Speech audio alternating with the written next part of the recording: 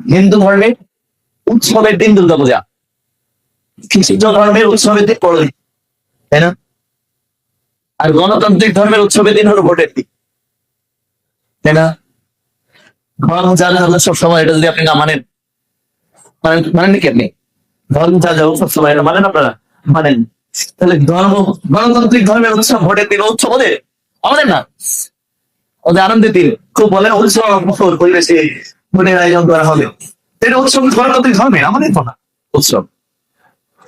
যে কারণে আমি আমার জায়গা থেকে বলবো যে আমরা এই গণতান্ত্রিক কোন চেতনার সাথে আমরা সম্পৃক্ত হব না।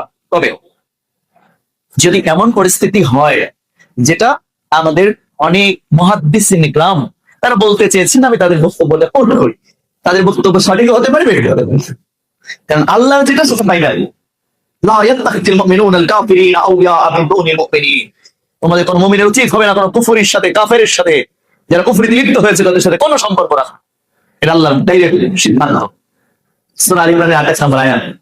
কারণ আপনি কোন কুফরির সাথে যারা গেছে তাদের কোনো কিছু কোনো সহযোগী আপনি হবে না।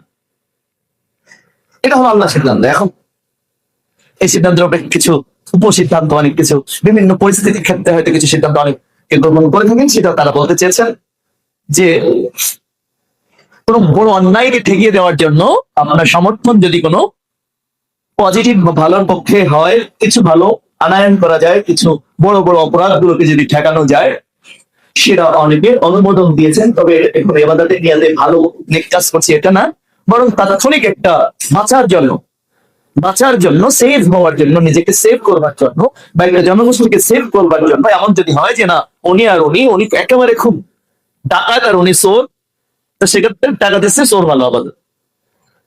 এই চেতনায় যদি তারা চোরকে নিয়ে আসে বড় বিপদ ঠেকানোর জন্য, সে নিশ্চয় মানে নিজেকে সেভ করলো, এই জন্য যদি তারা সমর্থন দেয়, তো এতে দিতে পারে বলে অনেকেই বলতে চেয়েছেন।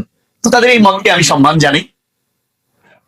তারপর এই মতের পর আমার একটা মত আছে, যেটা আমি একজন তাফসীরকারও, আমি একজন মুহাদ্দিস, তাহলে আমারও একটা মত থাকতে পারে।